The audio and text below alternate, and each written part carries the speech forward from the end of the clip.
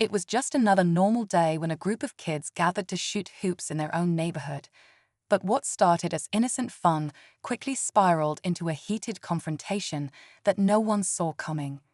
The sound of the basketball bouncing echoed through the quiet street, drawing the attention of one woman in particular, an HOA Karen who was about to make this afternoon unforgettable. As the kids laughed and played, little did they know, they were about to become the target of a relentless tirade. Furious over the noise and the supposed disturbance, the woman stormed out of her house, screaming at the kids and demanding they stop immediately. But it wasn't just a simple complaint. It quickly turned into a full-blown meltdown, with her shouting and threatening them with the power of the HOA. What happened next is where the story takes a shocking turn. Security footage would later reveal an unexpected twist, one that would leave everyone stunned. Did this confrontation go too far? Was the HOA Karen's behavior more than just an overreaction? Stay tuned, because things are about to get more intense, and the fallout is just beginning. The neighborhood where this all took place was known for its quiet streets and well-manicured lawns. Families enjoyed the peace and familiarity, and the local HOA was quick to enforce the rules, no matter how small the infraction. But not everyone in the neighborhood played by the same set of rules. The woman, whose name would soon become infamous, had a reputation for being quick to call out anyone who didn't fit her vision of the perfect community. The kids, on the other hand, had been playing basketball in the same spot for years, never thinking they were causing any trouble. It was their after-school routine, the one place where they could let off steam, laugh, and just be kids.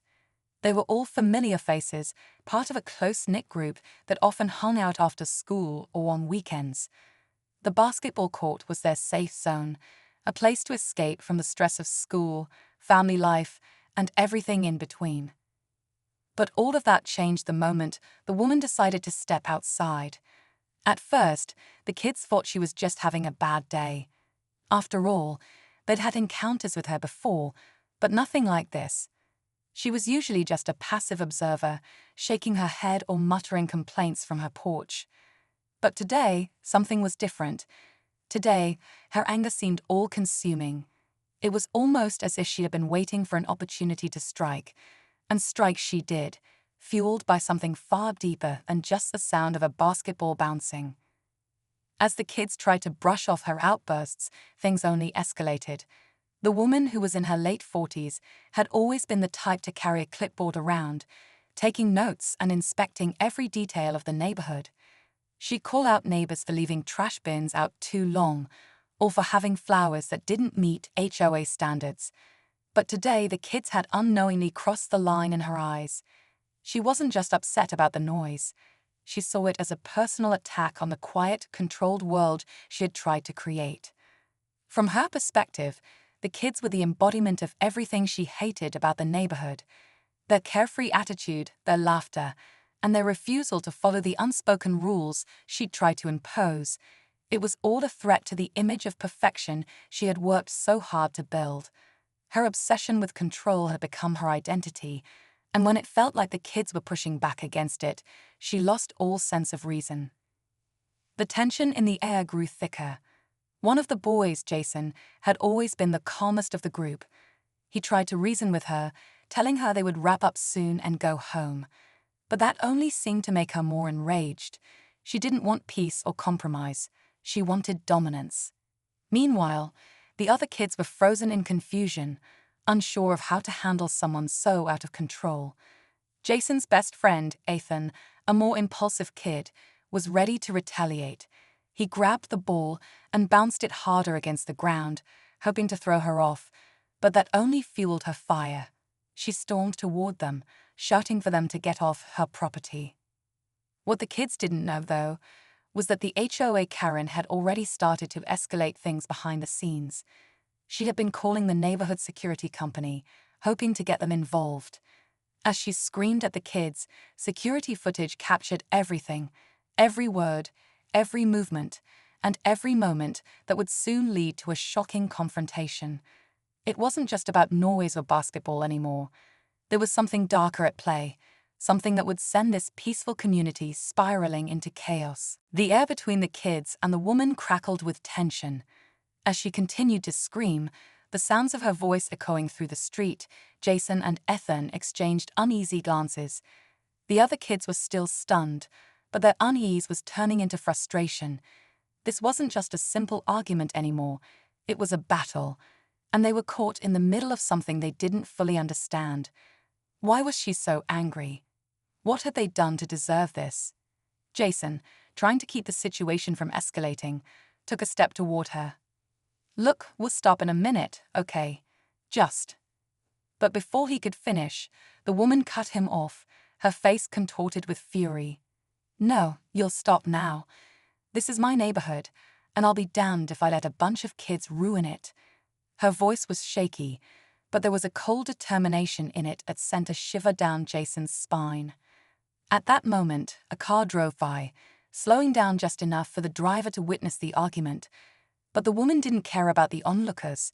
She was too far gone in her rage. "Get off my property," she yelled, pointing directly at them. The kids stood there, not knowing whether to leave or to stand their ground. Meanwhile, in the background, a neighbor had already made a call to the security company, reporting the disturbance.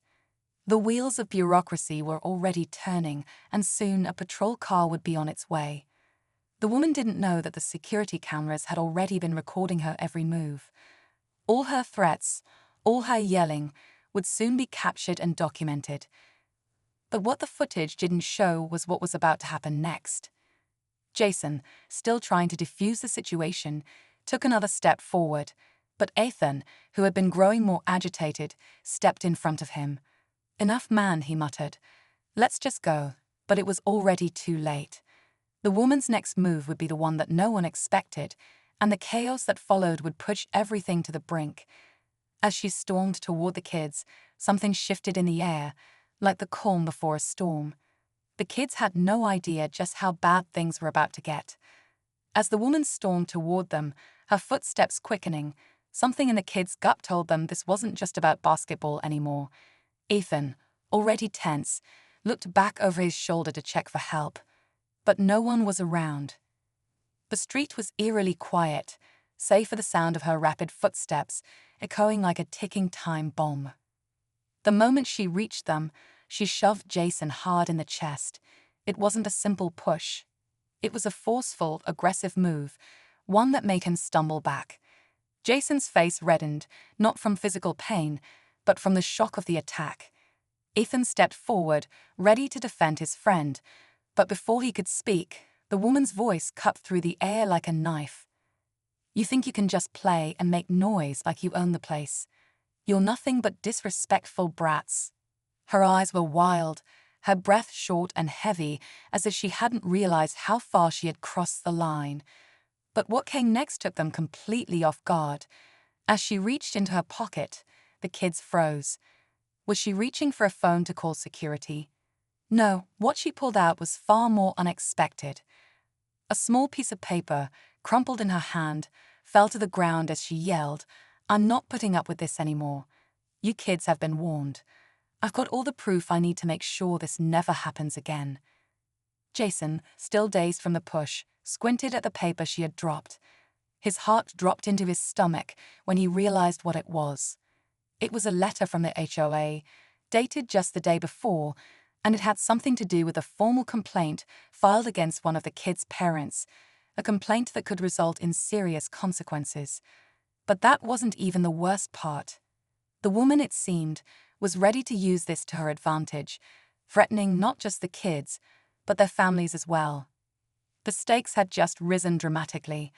What began as a petty argument over noise was quickly spiraling into something far more dangerous. They weren't just dealing with a bitter neighbor. They were up against a woman who seemed willing to go to any lengths to get what she wanted. Jason looked at Ethan, his heart pounding. They had no idea what kind of storm was about to hit, but they were about to be right in the middle of it. The tension in the air was thick enough to cut with a knife, and just as the woman reached for her phone, ready to escalate things even further, they heard sirens in the distance growing louder. But the question was, who were those sirens really for? The sirens grew louder, but something about the sound didn't sit right with Jason. The woman was still holding her phone, a smug grin creeping onto her face as she dialed the number. Ethan clenched his fists, unsure whether to try and talk her down or prepare for the worst. But just as the woman began to speak to someone on the other end of the line, everything happened in a blur. A security patrol car screeched to a halt at the end of the street, and 2 officers jumped out. The woman's eyes lit up as she pointed toward the kids, her finger accusingly trembling. "These kids are causing a disturbance. I've already warned them. Someone needs to make them leave immediately," she cried, her voice a mixture of triumph and fury. The officers hesitated for a moment, glancing between the woman and the group of kids. Jason stepped forward, his voice calm but firm. "We weren't doing anything wrong. We were just playing basketball. She's blowing this out of proportion." But the woman cut him off, her eyes cold and calculating. "That's not true, officer. They've been ignoring my requests to stop. You can check the security footage." Jason's stomach dropped. He hadn't even considered that angle. But then, just as the officer reached for his radio to call for backup, something strange happened. The woman's phone buzzed. She checked it, and her face instantly drained of color. It was a message. A text from the very person who had been filing complaints against the kids' families all along. The person who had been feeding her the idea of problematic kids in the neighborhood. The twist was that the message wasn't about the kids, it was a warning. A warning that the woman's own actions had been under scrutiny by a much higher authority. The HOA wasn't just angry with the kids, they were starting to realize the woman had been taking things too far, and she was about to lose her position as a neighborhood enforcer. Jason could see the woman's hand tremble as she read the message, her grip loosening on the phone. The officers noticed the change in her demeanor, but before anyone could speak, she turned on her heel and began walking toward her house, muttering something under her breath about bad timing and being set up. The officers stood there, exchanging confused looks, and then looked back at the kids. "You all okay?" One of them asked, his voice much softer now. Jason nodded, his heart still racing, unsure of what to make of what had just happened. But before anyone could say more, the woman disappeared into her house without a word. The kids were left standing there, breathless and stunned, trying to process the surreal turn of events. Just when they thought it was over, the officers began to walk away, shaking their heads.